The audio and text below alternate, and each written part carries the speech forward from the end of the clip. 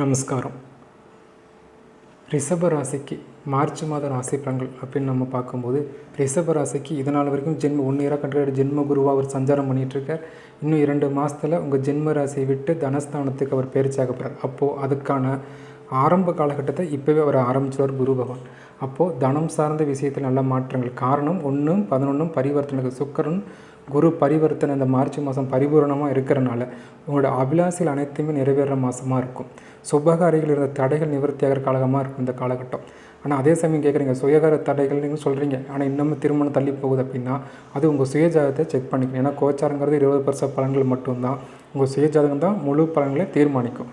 அந்த வகையில் பார்க்கும்போது உங்களுக்கு சுயஜாதத்தில் நல்ல திருமணத்துக்கான தசாபுத்திகள், புத்திர பாக்கியத்துக்கான தசாபுத்திகள், வீடு மன கட்டுறதுக்கான தசாபுத்திகள் இப்போ பயணிச்சுக்கிட்டு இருக்குது அப்படின்னா இந்த காலகட்டத்தில் அந்த ஆசைகள்லாம் நிறைவேறதுக்கான காலகட்டமாக மார்ச் மாதம் ரிஷப ராசிக்கு துல்லியமாக இருக்கும்.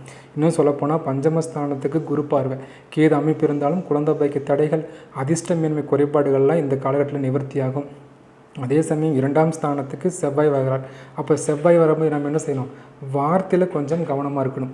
ஸோ வார்த்தையினால் விரயம் அப்போ ஏன்னா விரயஸ்தானாதிபதியும் அவராக இருக்கிறதுனால வார்த்தையினால் சில விரயங்கள் ஏற்பட வாய்ப்பு இருக்குது. கடினமான வார்த்தைகள் இந்த காலகட்டத்தில் பயன்படுத்துவாங்க ரிஷபராசிக்காரங்க. மேக்ஸிமம் ரிஷபராசிக்காரங்கள் பொறுமையான நாட்கள், அவ்வளோ சீக்கிரம் வார்த்தையை உதுத்தர மாட்டாங்க. ஆனால் இந்த காலகட்டத்தில் கோபமான வார்த்தைகள் வர வாய்ப்பு இருக்குது. ஸோ வார்த்தைகளை மட்டும் கவனமாக இருந்தால் போதும்.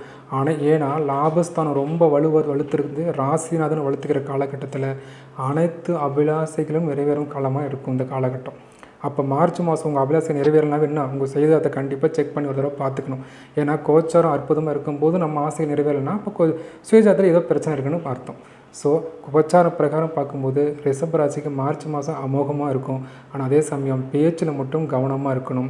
அடுத்துன்னு சொன்ன பார்க்கும்போது உங்களுக்கு உயர் பதவி, இப்போ பதவி உயர்வுக்காக வெயிட் பண்ணிருக்கீங்கன்னா அது கொஞ்சம் தள்ளி போகும். காரணம் பதவி ஸ்தானாதிபதியை சனியும் சூரியனும் சேர்ந்துருக்கிறதுனால, அதே தொழில் ஸ்தானத்தில் சேர்ந்துருக்கிறதுனால பதவி உயர்வில் கொஞ்சங்கள் தாமதமாகிறதுக்கான வாய்ப்பு இருக்குது. அதை தவிர்த்து அனைத்து சுப பலன்களுமே இந்த மாதம் நீங்கள் எதிர்பார்க்கலாம்.